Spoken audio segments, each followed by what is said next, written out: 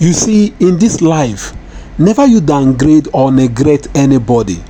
Never you look down on anybody in this life, because the person you look down on today might be your savior or might be on top tomorrow morning.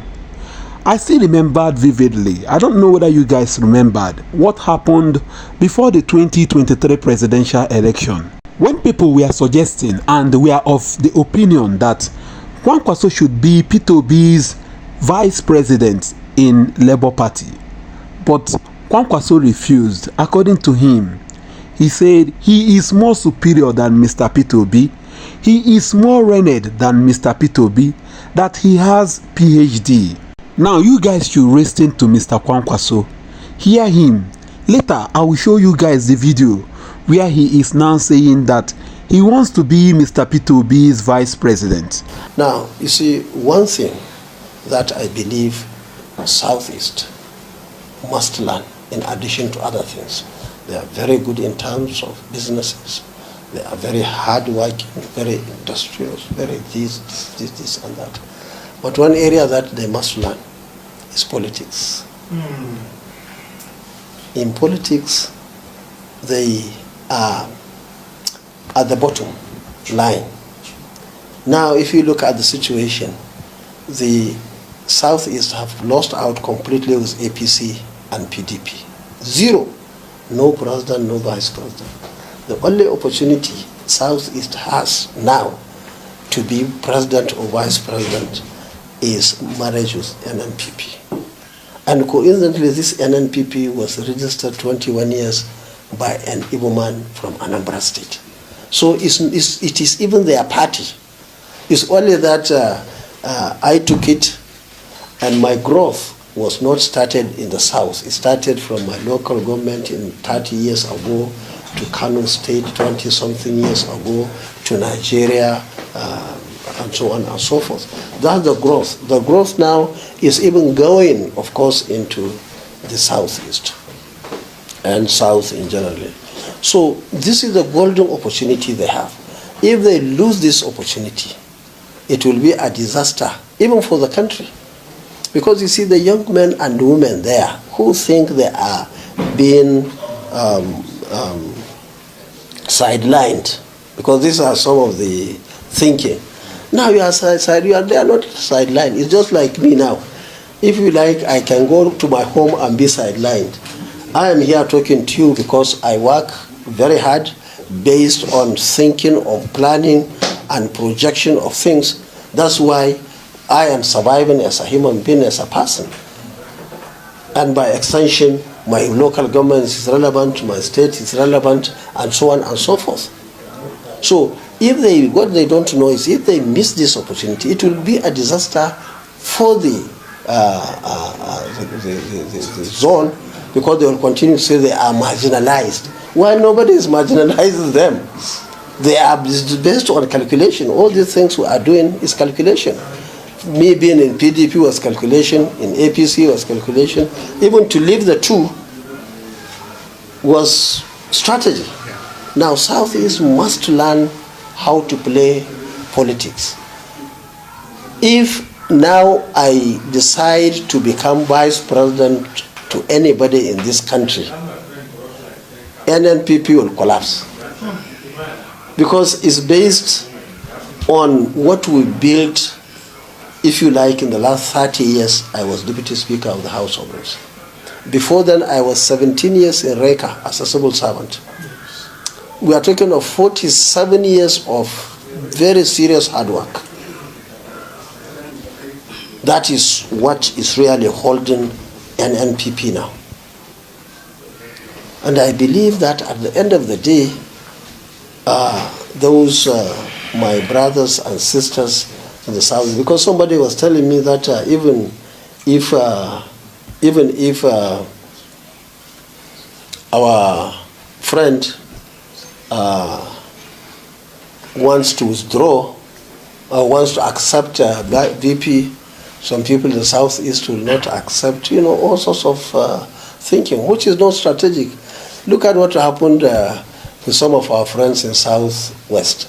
They are very strategic, especially my friend Bola Tinubu. Bola Tinubu 8 years ago was strategic enough to say, okay, you take it for 8 years. After 8 years, I will take. Now, whatever happened in that 8 years now, or 7 or 8 years, at least now he is holding the ticket of a ruling party in the country. So people have to be strategic. Otherwise, you see the implication of Southeast not participating in the NNPP is the total marginalization. They will call it marginalization. But the question is who marginalized them? And nobody wants to take any blame. They'll start hanging it on Yoruba. They'll start hanging it in the Hausa or Fulani or some other people. Now, as the politics is today, this is the only opportunity that remains for the Igbo or the Southeast. I love them. I want to work together with them. And the reality, in fact, I'm jobless now, just like the presidential candidate of the Labour Party is also jobless. We are doing anything. If, for example, under the equation, I am supposed to be the vice president and that will add value to the ticket, certainly I'll be very happy. Being vice president is a very big job, especially in a responsible government. When I was in Kano, my deputy governor, Ganduje, probably is the most powerful deputy governor in this country. He was everywhere doing everything. And when I finished, despite all the odds, I handed over to him. There was no any agreement, no nothing. So I know you would ask this question.